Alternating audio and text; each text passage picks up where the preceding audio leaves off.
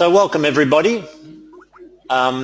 We are here for week 7 of the Meet Success series, and tonight we have with us Wajahat. So how are you going there, Wajahat? I'm good. How is everyone? Hello everyone. So Wajahat is joining us in Melbourne. Wajahat is downstairs and I'm upstairs at the OBP Australia office. I'm just getting some messages from my Skype. I should just close that down. Let's get rid of Skype. Quit Skype. Okay. So this session is going to be looking at quite a few different things, and basically it's a conversation. So I'm going to take you through a few things about attending the webinar for those of you who haven't been to one before, about navigating your screen and how to post questions and so on. So I'll introduce Wajahat formally in a moment. What I want you to do first of all is have a look at your webinar controls. If you want to post a question, you just type in the type question here box and click send or press enter. That question will come up on my monitor above, so you may see me looking up. This is me looking at the questions. Please post the questions as we go. Don't leave it till the end. They'll stay there so I can ask them whenever it's a good time to ask the question. So we have a series of questions that I'm going to use as prompts. We're going to talk to Wajahat.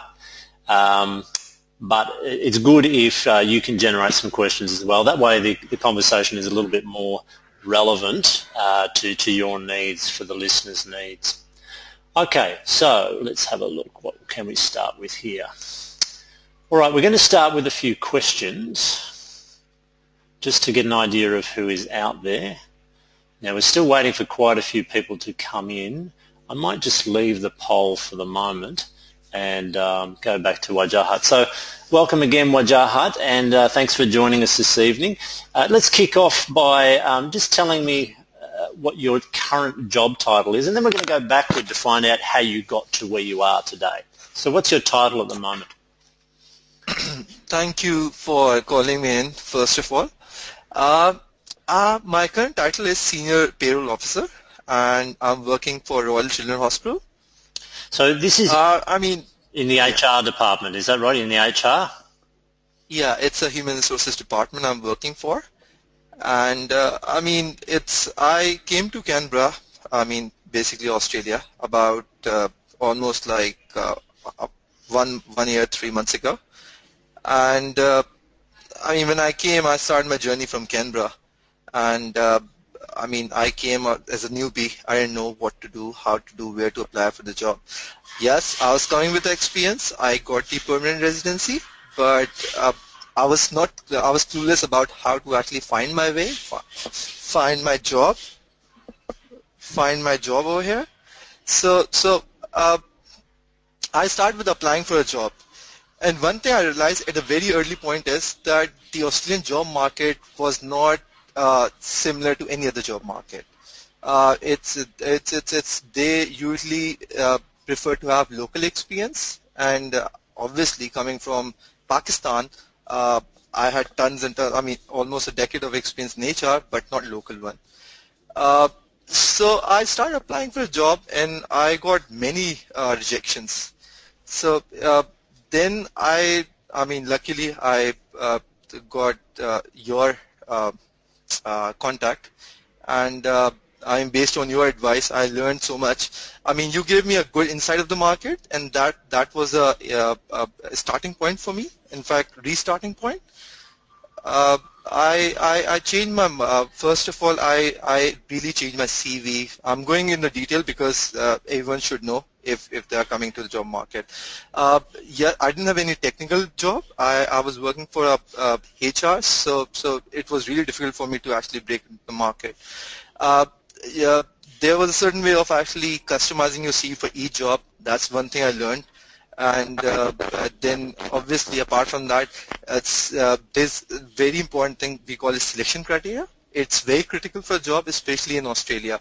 So I learned the art of how to write the selection criteria, and luckily after applying for certain jobs, I got the breakthrough at Shared Services, which is one of the respectable name in Canberra.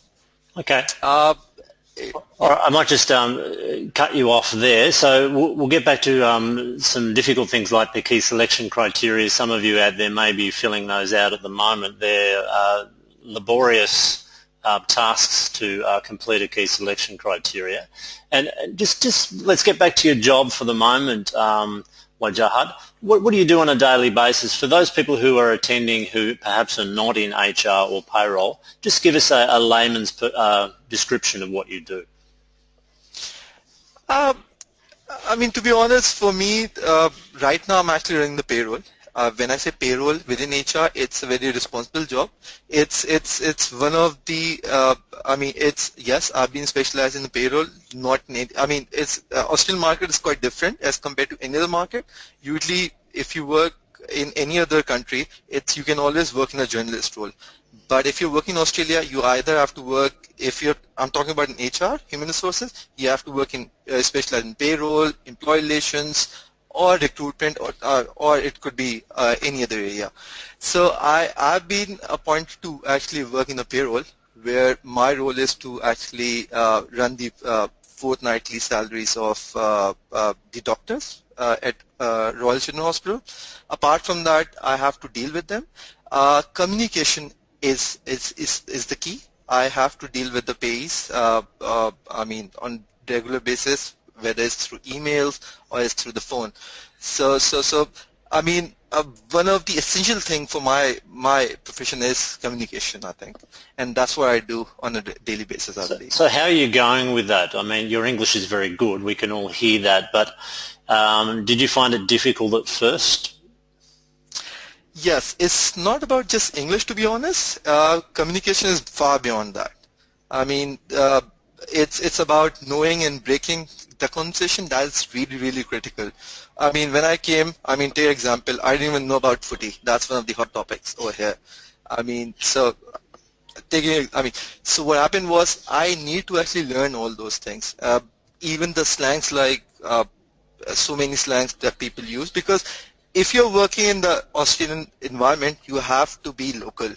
And that's one thing I learned, and by just attending webinars, picking up from people, and now it's actually helping me. It's a payback time, so I've been using those in my daily conversations. It's been quite helpful. Okay, let's move on to the next point. You've already told us that you've recently arrived. So, and what did you know about Australia before you came? You know, I mean, grass always look greener on the other side, and so it's looking a little bit brown at the moment, you're saying? No, not really. I mean, I've been fortunate. Although I was in London for like 2 years, but that was in a college days. So it was a different ball game. I used to study, then I used to be with my cousins. But now, I mean, when I came with a family, and I had a responsibility of my family. So the first thing first, I really needed to actually find a job. What I've heard from the people before was that you're probably going to find the job, but the struggling part, whether it's for 3 months, 6 months, that is rigorous. I mean, literally, you have to, if you have a courage to actually just push yourself to the limits, only then, just try your luck in Australia. It's not that bad as compared to any other market, but yes, you have to work your way to find some job in the Australian market. I think that's a really good point. It's going to be that tough. Yeah. Sorry? I think that's a really good point. A lot of people come over, perhaps what they've been told through immigration or through an agent, perhaps they think it's going to be easy. And as you're saying, and as most people say, it takes a little bit longer than most people expect. Would you agree? I agree with you. I mean, it's a game of patience more than anything.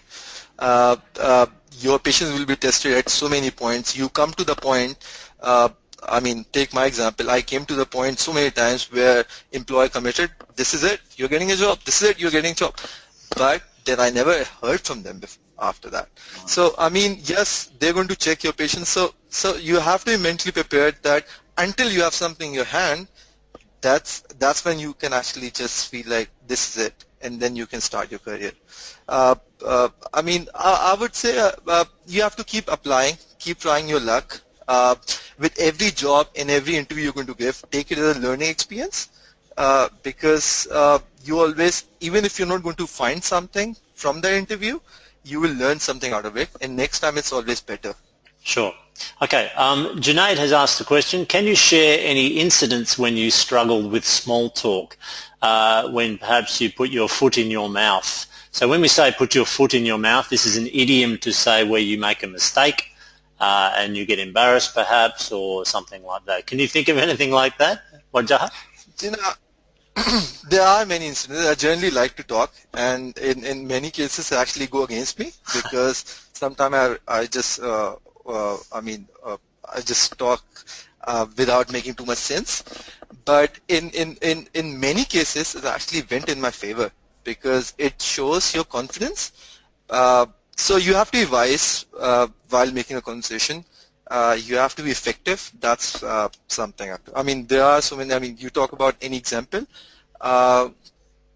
Small talks, I think it's really crucial, whether you're working in official capacity or generally you're trying to actually live in Australia. You have to break your conversation. You have to do small talks, and that's how you actually end up knowing someone, which is ultimately, which is all. I mean, which is really important. Yeah, good point. Okay. Did you have any other choices, and if so, why did you choose Australia over, let's say Canada or the UK or the US or any other place? I mean, yes, Canada or Australia, UK, they were in the, picture, to be honest, at the first place. But then I made my pros and cons list and realized, with Canada, the job market wasn't good.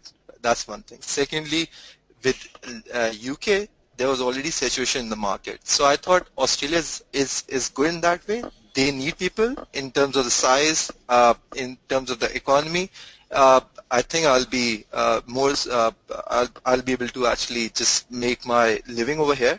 And I think I'm happy with the decision I made, I think. Yeah, okay, good. So if you have any questions, keep posting and we'll ask them as we go. For those of you who just joined us, we are having a conversation with Wajahat, who is a senior payroll officer. Now, you've broken into HR, which is not the easiest field to break into. It does rely on you having excellent communication skills, people skills. It's not as if it's IT, where you have a highly technical role and it's very transferable. What do you think was the secret, Wajahat? You seem to get quite a few interviews. You didn't have many problems breaking in by comparison to some other overseas-born professionals. What do you think was the secret? I think, I will say there were different steps. First thing first, I tried my different approach, what I used to have back in Pakistan. I relied very much on my networking. I tapped the areas where I could find people of my profession. For example, when I came to Canberra, I joined the Canberra HR network. So I ended up knowing so many people from there. Ultimately, we exchanged the contact. That's one way I started. Similarly, once I started gaining some experience in Canberra, obviously I ended up knowing more and more people within the workplace, and I built up my repo. At one point back in Canberra, I made such a good repo with all the seniors, and someone just actually complimented me saying, "Oh, it seems like you've been working here forever because you know half of the people."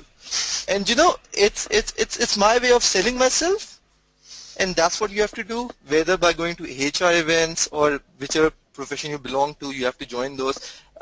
Then Junaid actually also gave me this contact of Toastmasters. I also joined them. I didn't go regularly like Junaid, but it helped me because I ended up knowing people from there. Similarly, I also joined a couple of places where I could play cricket with the people who were living over there for some time. So obviously, ultimately, I just thought if I'll go and play, ultimately I'll start knowing those professionals, and that's how I build my network. So Excellent. that's Look, you are naturally a very outgoing, extroverted person, which probably makes these networking opportunities a little bit easier for somebody like you. But I think a couple of things you've mentioned there. One is the Toastmasters. In any forum where you can go and speak with no pressure to be correct. It doesn't matter if you stuff up and make mistakes. Nobody cares. But it gives you the opportunity to try and get talking to as many people as possible. And your industry forums, great idea. So one of the dangers a lot of overseas-born professionals face is that they end up spending the whole day on the computer, on seek.com, looking for jobs, but they don't get out of the house. So if you are less outgoing, we really just have to force ourselves to take that extra step and meet people in many different environments. So that's good advice. one more thing. Yeah. Sorry to cut you off, No, Terry, over here, but one more thing. Uh, since everyone is listening to me, I really want to say there are many things which are beyond writing your resume, learn how to give interviews. It's about having the inside of the market. And that's what I actually got from you. And I'm not trying to actually market, I'm actually trying to be honest about it, because you gave me the perspective of Australia as a journal. For example, I used to ask you for the advice what I can talk about, what people like to hear, at least in Australia. So those things you're not going to get anywhere on the forum on internet, or you're not going to go and see it on a book, or nobody's going to tell you. That's what you're actually trying to advise and counsel your clients, and I think you've been excellent in that way. So okay. I'll give you credit for that. Thank you. I think that exploring broader options sort of within your profession and outside is useful as well. I know we've got a couple of accountants, at least 2 or 3 accountants with us this evening. And if you're aware of what's going on with, government policy regarding superannuation, negative gearing, or just general public feeling towards the perceived inequality in society and the growth of that, if you can contribute to conversation, so just be aware of what's happening in the world and in Australia, people will respect that, and you'll have a topic that you can talk about. It doesn't have to be always about a job. So a lot of the networking is slow burn, what we say. It's a slow burn. It's not a bomb. Okay, it's something that goes very slowly. You might start talking about a topic that's way off your profession. It might be about current affairs or sport or whatever. But we really need to push this interest in what's happening in the world. Yeah. Yeah. Junaid has another question. What matters most to make it, to break into your profession, character or competence? Good question. Good question, Junaid.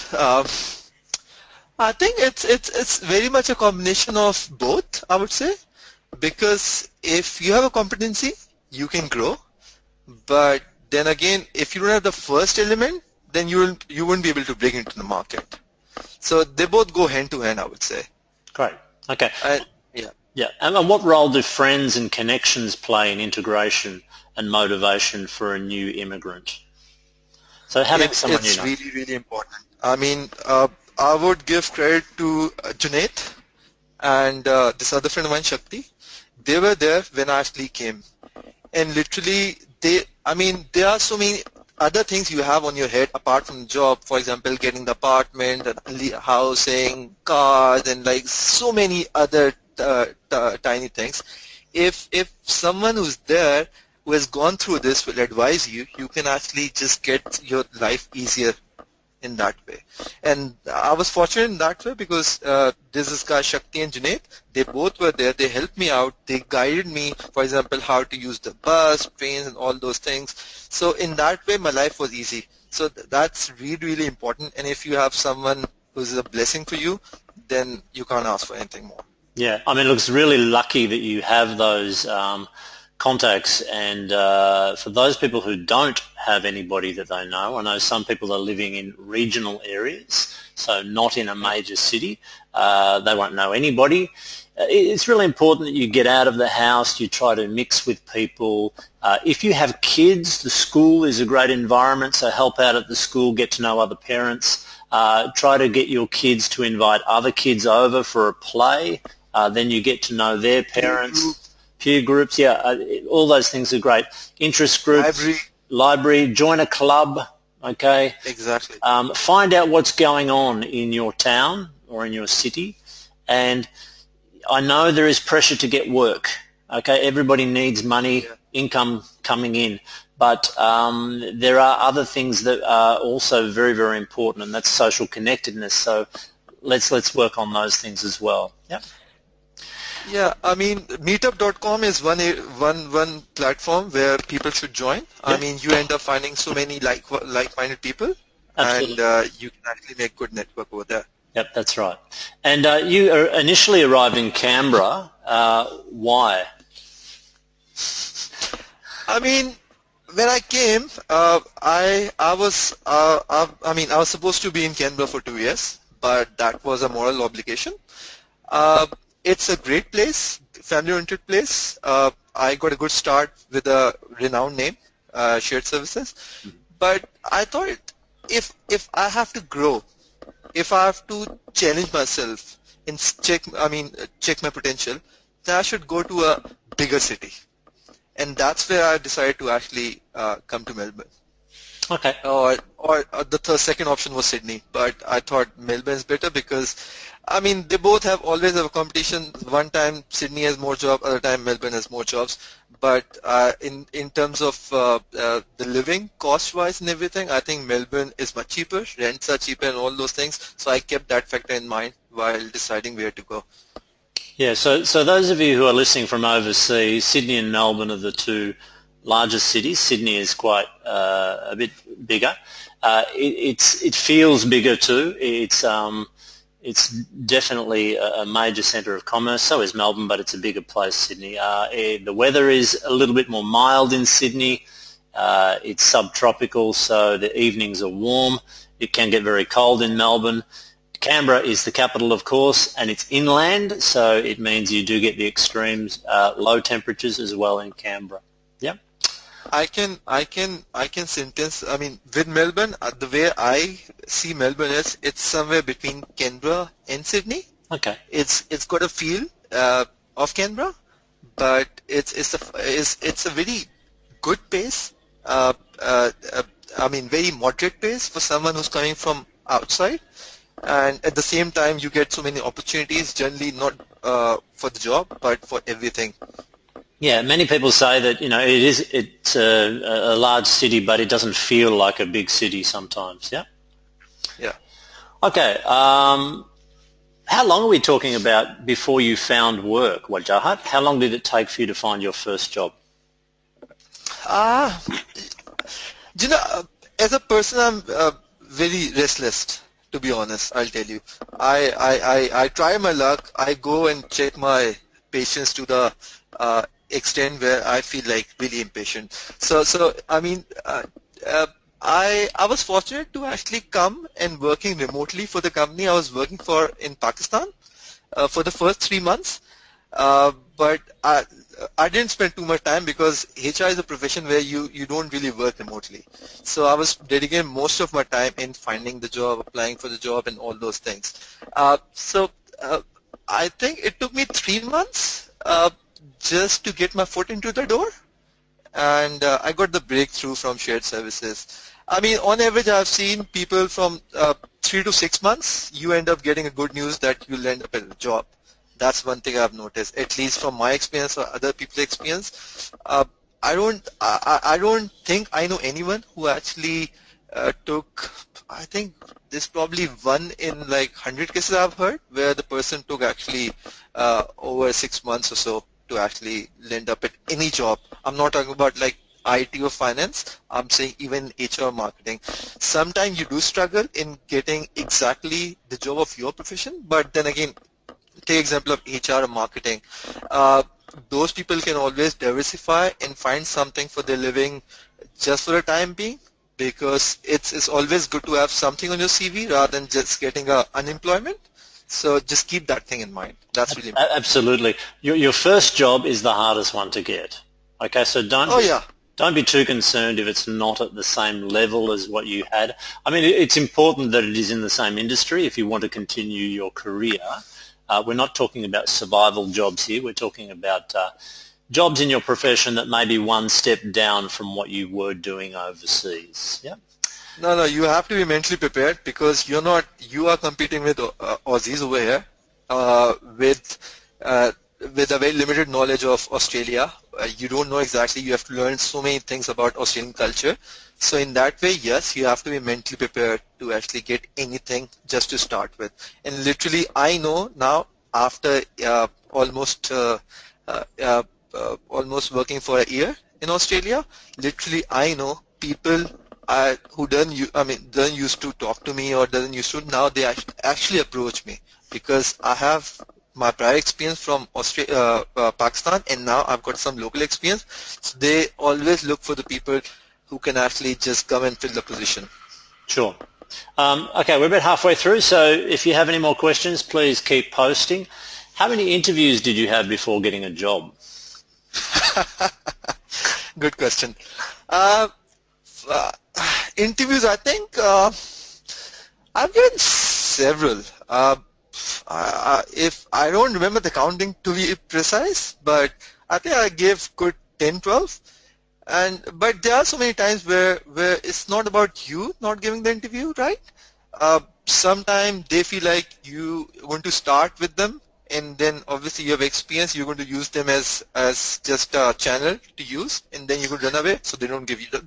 There could be several reasons you get rejections. So don't feel disheartened or discouraged if you don't get a job after giving a perfect interview, because they have something else going on. Sometimes their stance changes, they cancel a position. There are instances where they just post the job, they even call the candidate for the interview for the sake of for the formality. So it's not about you have any problem or something. Just take it as an experience for you, learn something out of it, and once you're out of the interview room, forget it. If something has to just knock on the door, it's gonna happen. Yeah, good advice. I mean, I see so many people who get an interview and are very excited about it and think they performed well, and when they are not successful, it's like their whole world has caved in and they expected to get the job from the first interview they have. Very few people get that job from the first interview. It's really rare. So you have to be prepared to do multiple interviews before, like Wajahat said, half the time it's out of your control. And don't worry about things that you have no control over. There's no point. And maybe you did perform badly as well, but you just have to put that behind you, treat it as a learning experience, and move on to the next one. Yeah. Yeah, the best interview I've given, it was at one of the biggest university in Australia, and I was so confident about it, so confident that I was like, this is it. I got into a final interview, I aced it, I answered everything. Even for the feedback I asked for, they didn't give me any solid justification, But the thing is, they rejected me. So that's what I'm saying. My point is basically just give your interview and hope for the best. That's it. Yeah. I mean, you mentioned patience before, the importance of patience. I think perseverance is also really important as well, and keep trying. Yeah. You get knocked down, you just got to get back up again, and we're here to help you do that. It's not easy. We know how difficult and stressful the whole immigration process is, but the bottom line is you just have to keep fighting and get back up. Yeah. Okay. And this is life, to be honest. Yeah, true. It's not just about job seeking. Exactly right. How can I get my job? This is a question from Shogun. How can I get my job as they ask for local experience? How can I have it until they allow me to enter the Australian industry? The way I look at it, if they know that you don't have local experience, they're still calling you for an interview, then they must have seen something substantial in your CV. something in your profile. That's one. So in that case, I would say you have to go and just knock them off with the good responses. Basically, I mean, if they're calling you after seeing not having a local experience and still asking you the same question, they know that in advance, right? So you really have to be good at answering this response that why should they hire you if you don't have a local experience. It's totally about selling yourself, how you're going to market yourself in the interview, and that's going to count, I think. Yeah, good advice. So it is part of the Australian culture to avoid confrontation, and as Wajahat said, they knew that you didn't have local experience before the interview. That can't really be the reason they're not employing you, but to say what the real reason is may be hurtful, it may be confronting for you, so many people try to avoid that. If you're not getting interviews, now this is another situation, and people are telling you that you need local experience, there's a couple of things happening here. One, if a recruiter is telling you you need local experience, that's because they really want a local referee before they refer you to an employer. It's less likely that you're going to get that feedback directly from an employer. So what you have to do is to find ways to make contact with technical people inside companies and bypass the formal recruitment system if that's not working for you, and it doesn't work for a lot of overseas born professionals. That's the first thing.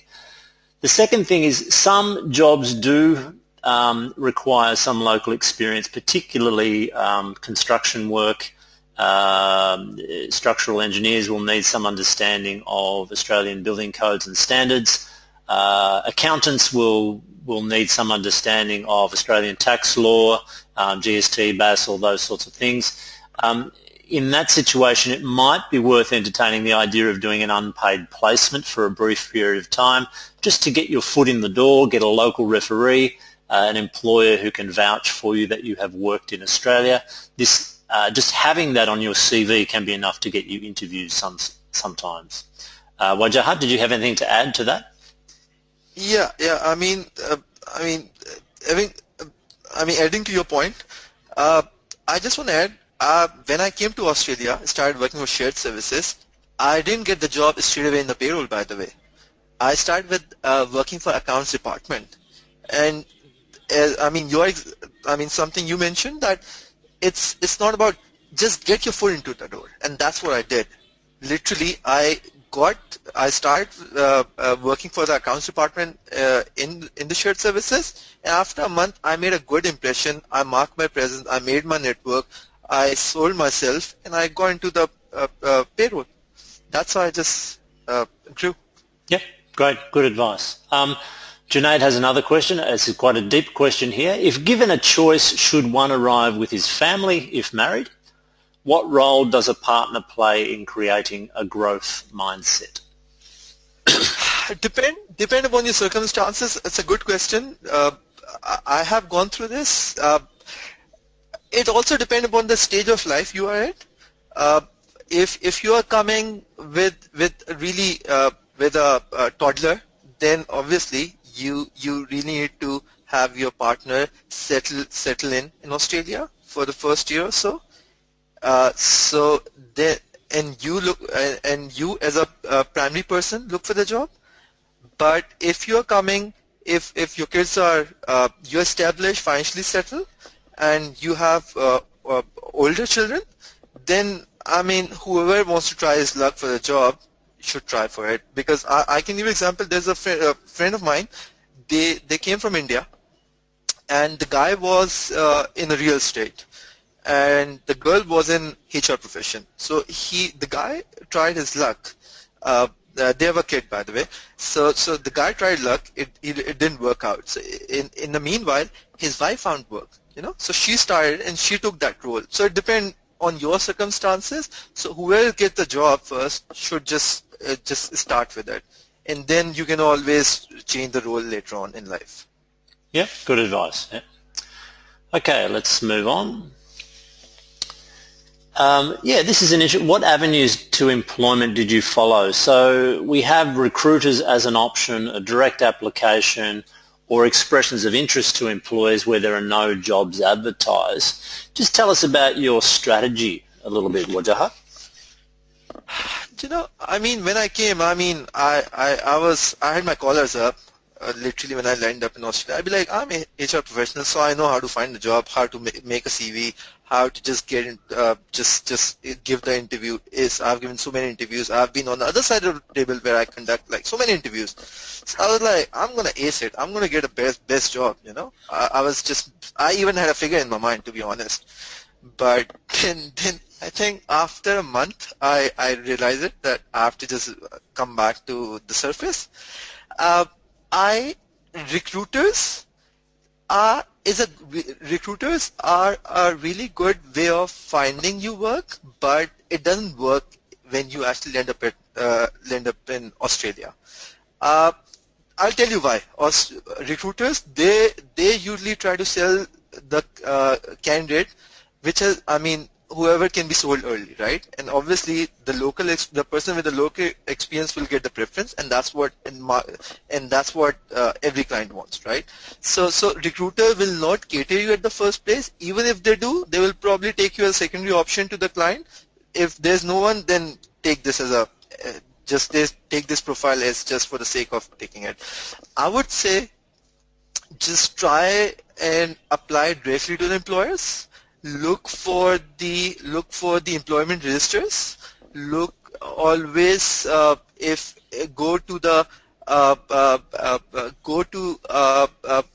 just rely on the networks. That if you can actually make good networks, rely on them. Direct application is the best way to apply for. And apart from that, I think Seek might work for you to actually find something on a short-term contract. That is a good way of. I think these are the few channels that I believe would be handy for someone who's coming from outside Australia. I think that's excellent advice, and I think the other thing to do is to get some advice yourself on what your strategies are and what perhaps you could do to change your strategies if it's not working. So Shagun has another question. I relocated to Melbourne last year from India after getting married. I'm a biotech engineer graduate with over 3 years of experience in cancer research. I started volunteering with Cancer Council Victoria and then got a casual position for 4 months, which ended in December.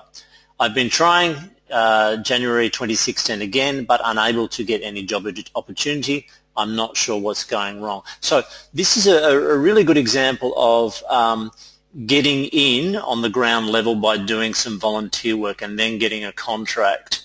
Now, then when you have to go and actually apply for jobs, we need to see what those applications are looking like, because if you have local experience, you should be up the top of the pack. So if you're not getting interviews, there's something wrong with your applications. Whether it's the content, whether it's the layout, whether you're not getting through the tracking system, that's the software that scans for keywords, whatever the reason, there's something wrong with your applications. You need to get advice on what that is, basically. If you're getting interviews, your applications are fine. Then you have to ask yourself what's happening at the interview. So basically there are 2 barriers to employment. One is your documentation, that's your application documents, and the second is meeting the employer at the interview. So your barrier can be one of those or both, but sometimes you need somebody else to give you some advice on what strategies you need to employ if what you're doing is not working. Yeah, Wajahat, do you have any advice there? I would say I agree with you. I mean, with me, I was getting good response based on, I'll tell you, my CV was totally different when I came. I designed based on this Harvard design template and everything. It was looking quite funky, at least to me, but it wasn't up to the standard of how Australian wants to have it as an employer. I remember I actually went to you for advice, and you showed me a couple of templates, and based on that, I also started Googling the CVs for my profession, and then I came up with a CV which was final. Even with that final template, there was small tweaking required for each job they applied for. That is one of the most important thing that you have to remember. For each job, it's not like, I mean, back in, at least in Pakistan and India, I've seen you have one generic CV, apply, and you probably get the response if they like it. Uh, they do give weightage to the education, but they heavily rely on the local experience. And more you highlight about the experience, if you don't have local experience, yes, do highlight your global experience or your local your experience from your home country, but try to connect it somehow so the application or the CV should have those things which employer is looking for in the potential candidate. That's one of the things you have to remember. Yes. So that's one. I think that's you really have to work on your CV in short to make sure that you'll be noticeable. Yeah. That's what I believe. CV, LinkedIn profile, you need to leverage that. Also, sorry, go ahead. Yeah, so I've just, since you just, you talked about LinkedIn, it's one way because as soon as your CV will come, many employers will actually go and check your LinkedIn profile as well. It has to be professional. So make sure your LinkedIn profile is updated and you have your contact details. Small things like I've learned, people who used to get calls, I at least used to get desperate as soon as I used to get called. Even if I'm middle of driving, I used to just like, hey, hi, yeah, I'm available. Don't be desperate about interview calls. You have to take your time. And these things I learned after, just literally I got these tips from you. And they actually worked in my favor. You buy time, you show that you are not desperate. More desperation you show is going to go against you. Absolutely. There are many strategies, techniques for having the most impact in a telephone conversation, and one is that you have to establish your power in the conversation, and you're not respected if you're considered less powerful. So one of the ways of doing that is to take your time, often call people back when it's more suitable. I've had clients who've done job interviews on the tram without any notice, and that's just a disaster. Okay, you're in a very vulnerable position. You have no power. The audio is often very poor. You're not going to give a good impression. You're far better off taking control and saying something like, look, I can't talk at the moment. Can I call you back in 15 minutes? So back to how to get those interviews when you have some local experience. There are so many different things that could be lacking in your documents and your approach. It really requires you to get some advice. Feel free to contact me tomorrow. Send me an email, anybody, Shagun or anybody else who's here tonight. I'm happy to have a chat to you over the phone. If you're not in Melbourne, or if you are in Melbourne, you're welcome to come into the office by appointment. And hopefully we can sort out what's actually the barrier blocking you from getting the interviews or winning the interviews. Okay, Kiran has a question. I've completed my Masters in June 2015. I have no experience. Will the gap after studies count for jobs? So I think what Kiran is saying is it going to be a problem having a gap after finishing the Masters 1 year ago. What do you think there, Wajahat? Is she coming from overseas? Possibly, or could be here. I would say, if you want to add, Kiran, did you do your Masters in Australia or overseas? What's any advice there? To be honest, it's a difficult market for someone who's coming without the experience, because someone who's coming, people who are generally coming with the experience from overseas, they struggle to find something. Yes, the struggle is not for long, but the struggle is there. So the preference is always given to the people who are actually coming with the experience. Yeah, and absolutely. Then they talk about people. But having said that, you have to remember there are so many places where people like to have, you have mentioned that, who like to have trainees in the organizations, where people come and they work pro bono or just get trained. So try to capture that. That should be your starting point at the first place. Yeah. at least you have something on your CV, and once you start, you will learn so much professionally. I mean, I can give you my example. Before starting, I used to think photocopying is the easiest thing. Trust me, you have to learn at work. These things are small. You start at the ground level and you learn all these things. And there's a reason you actually start at the ground level. Yeah, absolutely. Good point. And even dealing with the people, communicating professionally, all those things you learn. In especially the first job, that's where, I mean, that's how you actually make your base. So try to learn more and more in your first job. Try to show your initiative. That's really important. So ultimately, you never know if once they give the preference to hire someone, it can go to you. Sure. Kiran obtained a master's in Australia. Just back on Wajahat's point of doing an unpaid placement or an internship or any sort of period where you're not actually paid with an employer, this is really beneficial for the employer. Even though there is no obligation for them to give you a job, if they have a position available and you are suitable because they've got to know you over that period of time, you're in the best position to be offered work. One, because they know that you can do the work and that you fit in, and secondly, it's really cheap. So the recruitment process, if they have to pay a recruiter, could cost anywhere between $10,000 and $30,000 for the commission that they pay to that recruiter. If you've been there on work placement and they employ you directly, the cost is zero. So many employers are open to taking people on, and if you'd like more information about that, please get in touch. We can discuss that further. Okay, we've got about... Yeah, go ahead, sorry. Yeah. There are usually job fairs where mostly in the universities, you can go and attend them as alumni. So that's one way of looking at like finding a job for yourself. So you can always consider that channel as well. Just the job fairs, the university job programs, they have it. Different companies come and they pay a visit just to hire the people. There is one more website which is graduate. Terry, you can actually, you probably know the website, graduatejobs.com. Yep. .au, yep. I think.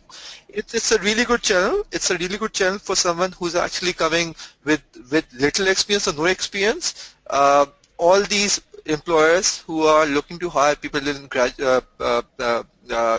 management training programs, they usually go and visit that regularly. So you should apply over there as well. Yeah. Also, there's no harm in approaching employers directly when there are no jobs advertised.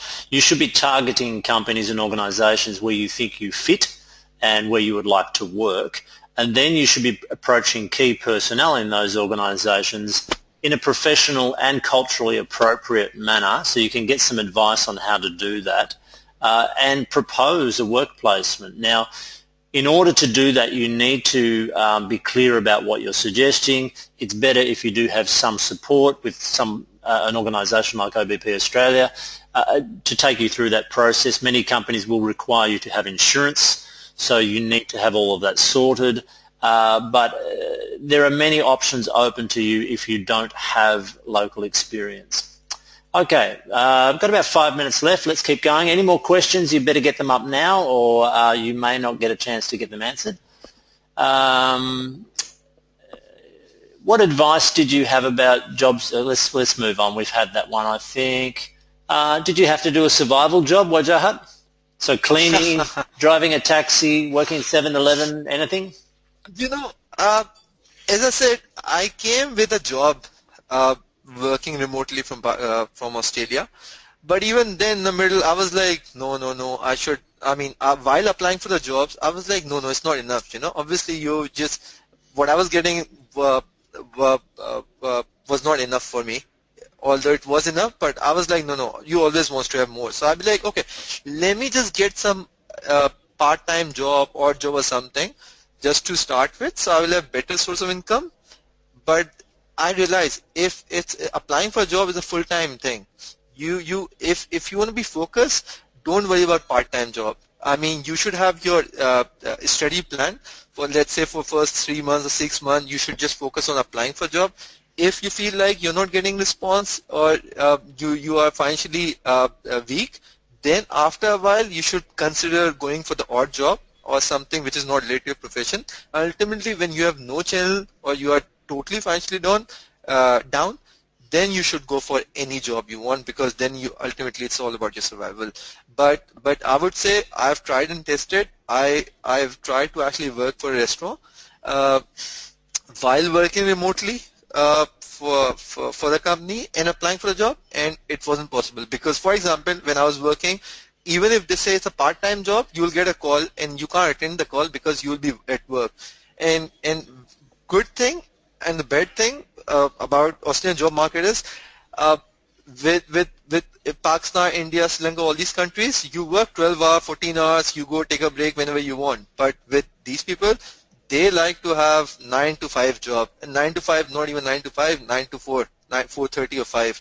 So they try to minimize their time at work, try to have calculated time at work, and then they leave for home.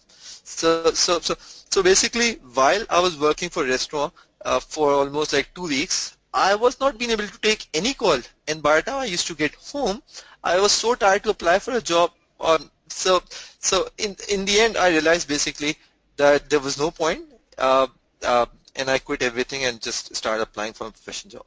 Yeah, the good advice. I mean, the people who come here, so if you're overseas at the moment attending this webinar, my strong advice would be to bring as much money as you possibly can. If you have the opportunity to work an extra month to save money, if you're financially sound when you get here, to give you that little bit of cushioning, that padding where you don't have to get a survival job from day one, you're going to be in a much better situation. And yeah, I'd forgotten about that, answering phone calls from prospective employers during your survival job.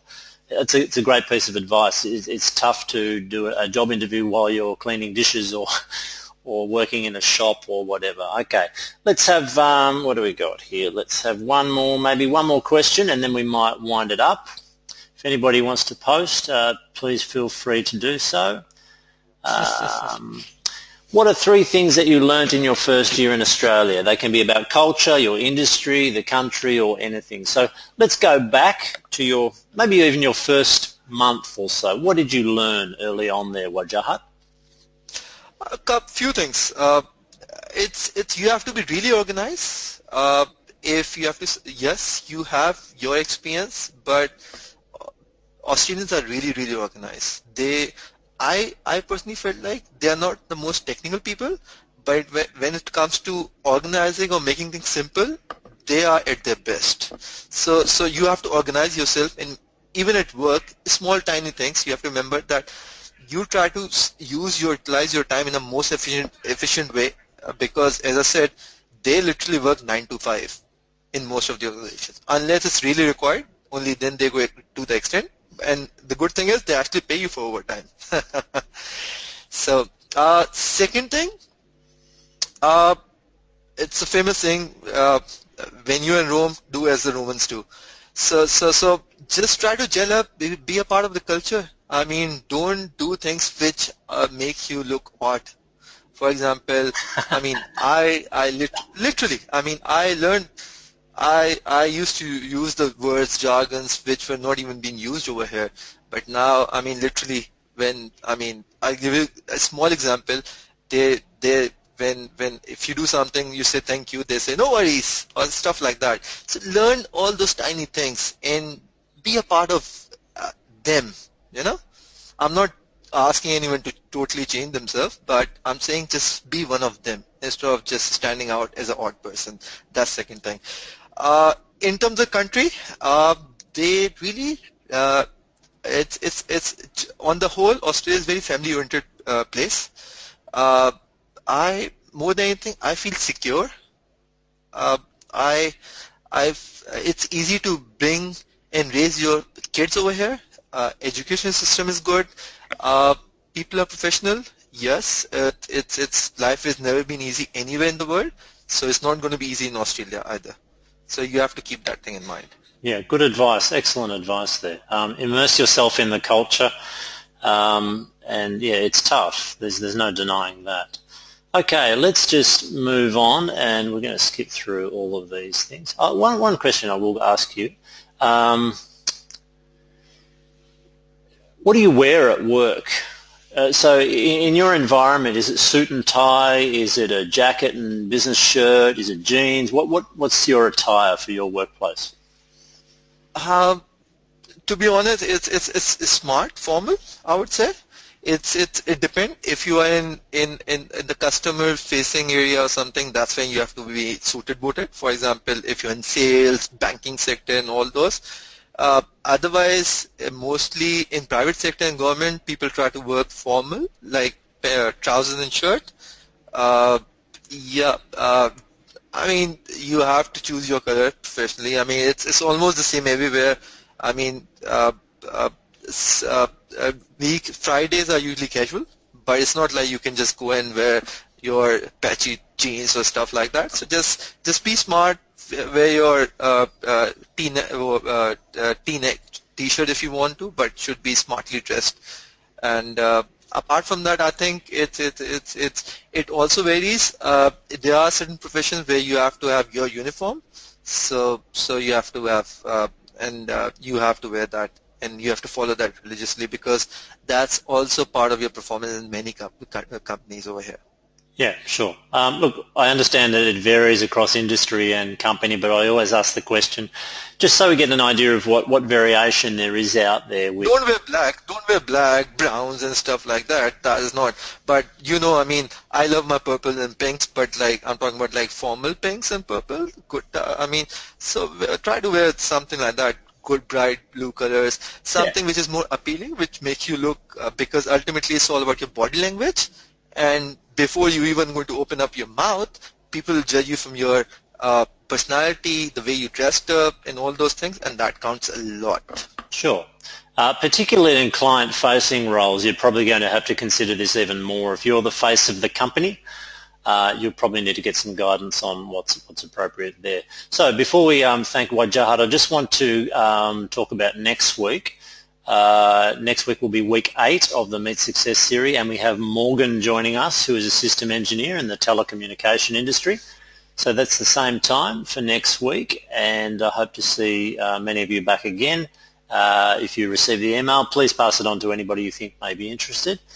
And finally, thank you very much, Wajahat, for giving up your valuable time and sharing your pearls of wisdom. It's been wonderful, and hopefully people have gained a lot of insight from what you've suggested tonight and the sharing of your experience. So thank you very much.